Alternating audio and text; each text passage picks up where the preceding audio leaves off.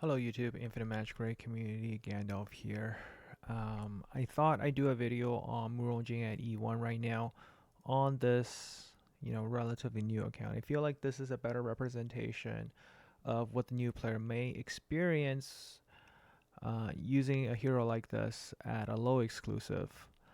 Um, you know, we're gonna show more testing at higher end as well. Um, been having horrible luck pulls on the other one, 300 and 0 Murong Jing. So didn't show that on video, but you saw the pull earlier today, and that was very lucky. But luck does run out. So for the other account, it didn't get much. Um, and Bam made fun of me by telling me that on both of his account he got one each with just 25 pulls in. So with that aside, let's show everyone what Murong Jing can do. And he's half built. I ran out of resources. You can see both on the coin side, just everything I was short on. Energy I'm out. I still need to finish his emblems a little bit, but for the most part, you can think of this as mostly done. You don't have to pick up this 6% defense. In theory, you could pick up this HP. You could go. You probably. I feel like Magic Touch actually might be more helpful. He's applying buffs, so this actually might be a better setup, honestly. Now I think about it, to go support and attack and don't go for some of the extra defense. Because you do want to cycle his turns. You want to cycle his turns. You actually do need a little bit of effective hit because at the end of the day, he does have to inflict internal injury onto the target, for example. Um, so even though the first one doesn't require any effective hit to land, having a little bit of effect hit can allow you to get internal injury dots onto the enemy. So you know what? I'm just gonna reset this right now. Actually, we're gonna full HP. Um, he's tanky enough to actually use this, to be honest. Um, that's more of a personal choice for people. Um, I'm going to use it. I know some people prefer this one over this one. Um, dot debuff, buff up, mastery, and mastery. Mastery, we're going to go for.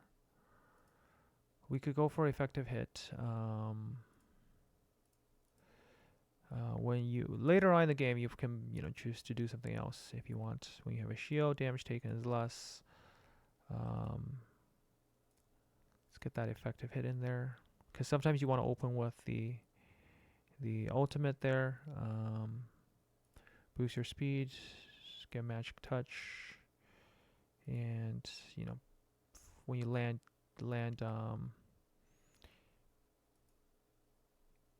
Yeah, are there any? Those are don't count as attribute debuffs, so this should be fine. This is how it was set up his emblems. Aura wise, the best aura, and a lot of people already asked me, the best aura in my mind is versatility aura, because a lot of his damage is coming from skill damage. You are going to get 160 mastery from it, so I do feel like from a return, versatility will still do better, because this massive hit at E3 counts as skill damage. Okay, so this is skill damage. This is bulk where his damage is coming from. So it's gonna be a massive multiplier that scales off of skill damage. So that's why you see, ideally you should have devouring set on him. People talked about mastery and leech. I'm like, if you happen to have leech, you can definitely do it this way, so you can go for the full devouring. I do feel like fearless does give you a little bit more bang for the buck, because devouring one is also very expensive, and devouring you need a lot of defense stat. You really only just benefit from this 18% skill damage, as opposed to you can actually pick up if you get fearless. I don't have any, but let's go take a look at if we were to craft them. So fearless, you're going to get that 10% leech and 20% mastery. And I feel like stat distribution wise, this might be more helpful. You're not going to benefit from crit. So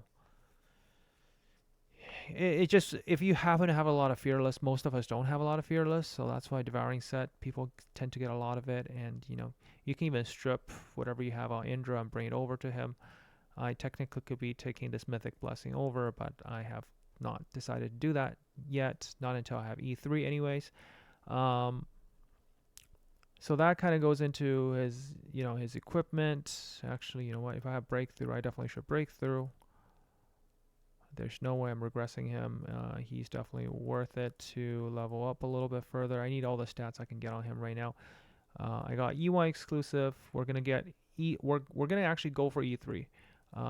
Just a quick update since the last one. So Miracle Wish wise, we are 30 from the next pity. So basically we need less than 200. So we should be able to get it, no problem. Within 2 weeks time. They're pretty relatively cheap packs we can get without having to spend a lot. And then we have the guaranteed from the trio event next week. So within budget, we should be able to get him to E3. So this is the benefit of if you're, you know, a low to mid spender with a little bit of luck and a lot of saving, you can do it. Let's showcase and some content. So already I pushed to stage 35 with him. We're gonna just show. It's not reliable enough on 35 because the way I cleared it was actually using a different team. I didn't use Moshi and I used Hazanja. That actually worked better because I just face tanked every wave, and that actually turned out to be more stable. But that was like a 3-minute run. I wanted to go for a little bit more speed. So in this showcase, we're actually gonna use a burst opening. Okay, so Moshi is gonna burst. Okay, and then Eratos is gonna burst, and he's gonna burst, and this whole chain of event is sufficient to just kill the first wave. The second wave, we're gonna go for the tank and spank approach, and here honestly, I feel like, yeah, like just him alone is able to get to that 75% threshold, which is absurd. It's like you don't even need Lydia anymore from a defensive purpose. Originally, I was thinking Lydia plus him together, and then, but like, look how little damage I'm actually taking with the shield thingy up. So yeah, like normally this wave is at stage 34. If we're the slightest not careful, we're going to get just completely destroyed in just one turn. Here we're going to shield up. Yes, the boss does hit very hard. Hopefully you caught that. That basically broke through all of Nordak's shield with kind of the full 100% shield value plus the Santa shield. But as we go forward, you're going to see that what the heck just happened there? That was not seen, but here we can see that I think what happened there was Moshi took 2 turns and lost all of the shield. So that's why it hurt it a lot.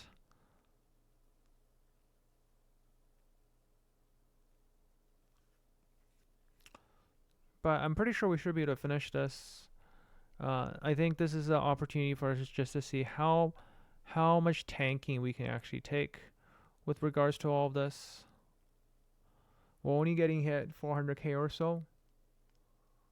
Was that a mill? I didn't notice. Let's see if we make it. I mean, this is gonna really drag it out.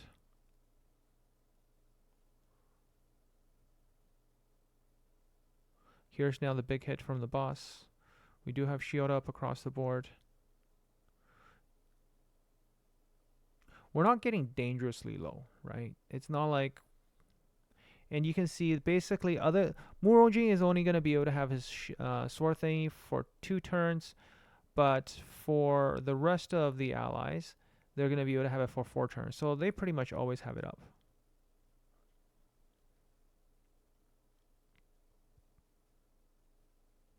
Okay, stance was broken there.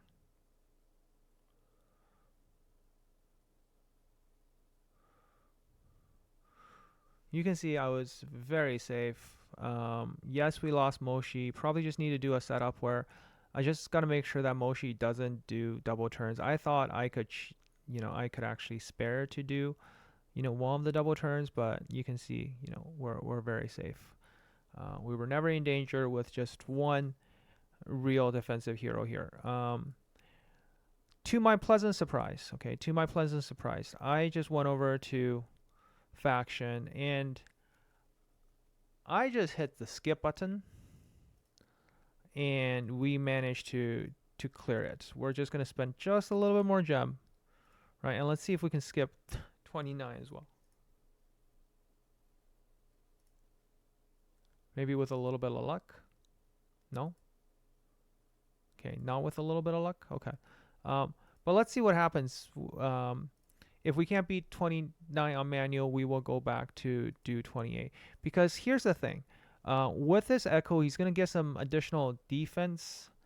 A little bit more defense up front. And because the boss is a 3-stage hit, every one of those hits... Oh, shoot. Oh, this is where having Zhongming will really help, right? Like if you had Zhongming. But once we have E2, this will be easy.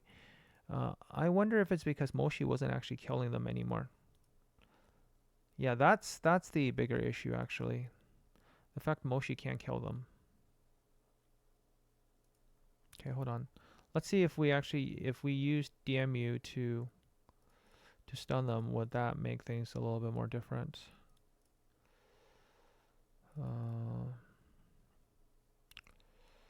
Yeah, let's just do that. Oh my god, he hit so hard. Well, that's not good. Let's see how well he tanks. Okay. That's pretty good tanking. I would say that's pretty good tanking and pretty good healing as well. He's going to be able to heal his ally 4 times. And this counter resets every time he takes a turn. Let's just gently tap the Catherine just so we have an opportunity to heal. He just took a turn. Everybody healed. Indra, boom. Okay, let's go for the boss. Okay, looks like we need E2 there, just so that at the start of the turn we have the damage reduction. At E2 we're going to be able to finish all of this, no problem. Let's just see what happened here. Let's see if Moshi's still able to clear at E. Yeah, we can clear it. Perfect. Good. And we can just show, the survivability he brought to the team. Like, even though I am going after the boss where I don't have enough speed, can I make this work? Okay, so boss time, and am I gonna die? That was the weirdest thing ever. If I'm gonna die on turn 1, how did this skip happen? Like, I literally hit skip and I passed it somehow.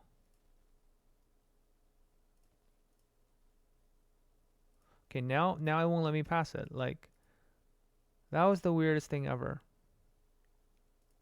So maybe, I have no idea how the skip actually works. Was it just checking stats or something? Oh, miraculously we passed.